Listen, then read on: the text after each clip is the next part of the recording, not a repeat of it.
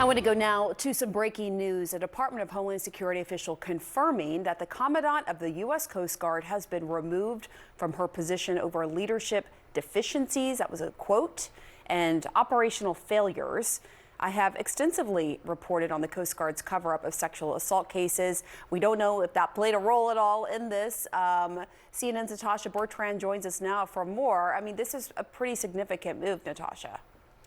It is, Pamela, if not just because it really shows that this could be a sign of things to come in terms of how President Trump and his administration deal with military leaders that they feel are perhaps focusing too much on diversity and inclusion initiatives, which is one of the stated reasons, according to this DHS official, why Admiral Fagan was relieved of her duties as Commandant of the Coast Guard. Now, we did ask the Department of Homeland Security for reasons why she was relieved, and they did send us a list that included things like failure to address border security threats, prioritization of those DEI initiatives, which Secretary of Defense, future Secretary of Defense, if he is confirmed, Pete Hegseth has said is going to be one of his priorities in removing from the department once he does get installed here, as well as Operation Fouled Anchor, which is that investigation into sexual assault and sexual abuses committed at the Coast Guard Academy that was covered up by the Coast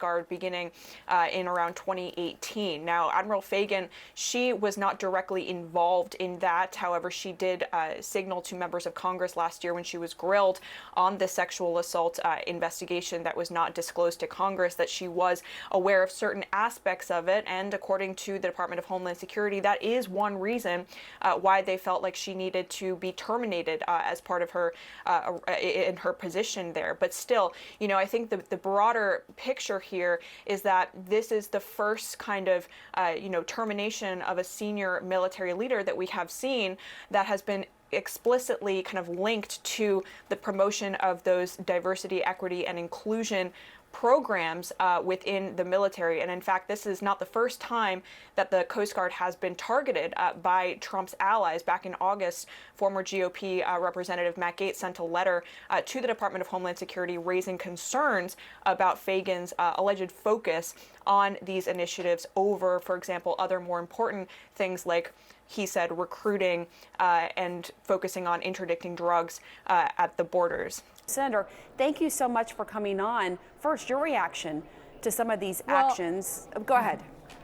No, I think it's appalling that the head of Homeland Security is firing the very Admiral Commandant of the Coast Guard who took this issue of fouled anchor that you guys broke as a story. Why? Because it was being covered up.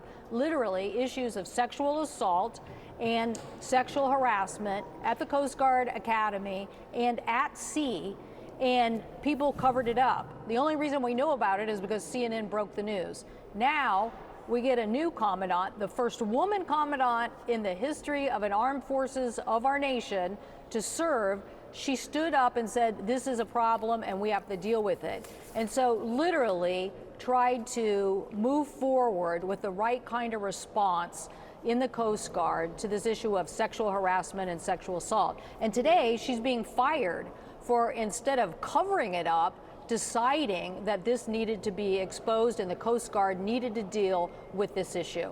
So I think it's the wrong decision. It's the wrong decision by Homeland Security. She did a good job. In fact, the last Commandant was the one who did cover it up. I think he admitted to you that he covered it up. So what are we doing here today? Firing somebody who was on the job, helping a Coast Guard that has to have a basic diverse workforce. And one of the things they need in a diverse workforce is to protect those interests of women. And as you know, after the reporting and after there were congressional hearings, she had vowed to do a review, and there was a report that came out saying that it would do a better job with the handling of sexual assault cases and so forth, and really enact systemic change. Are you concerned with her firing, that the vow in that report won't actually be followed through with? What kind of message are we sending? The previous Commandant admitted to you that they had covered it up. I think he even said something like, I would do it again. And now we had a new commandant, a woman who said, no, we're going to take this serious and we're going to clean up the academy and we're going to clean up these actions, because we have almost, I don't know what the number is, a very high number, 30% plus of a Coast Guard workforce that are women, and we want to continue to attract women in the Coast Guard.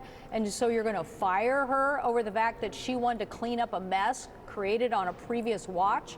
It's the wrong decision.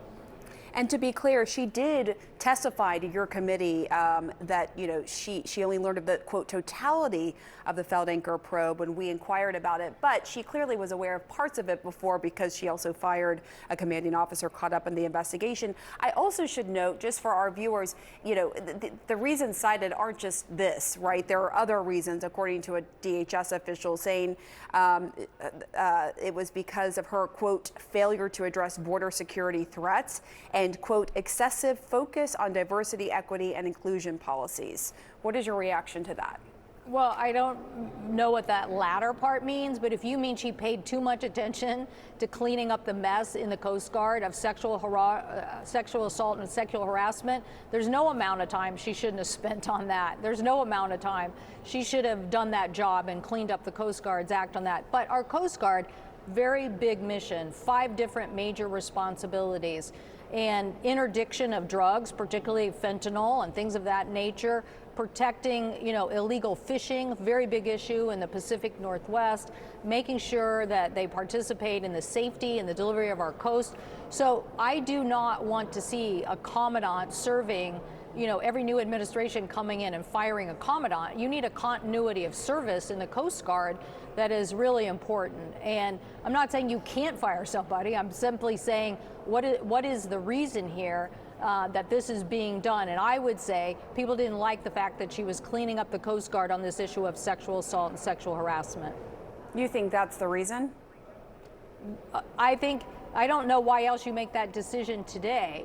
I can cite lots of things that the Coast Guard has been very helpful on very big issues. Look, I hope this administration will get serious about what the Russians are doing impacting our fisheries in the Pacific Northwest, and they are having a devastating blow on this industry, and illegal fishing and illegal movement of these fish with the help of China is a very big issue. So I'd rather have a Coast Guard commandant right now who could help us with that, instead of waiting now how long for us to get a new commandant.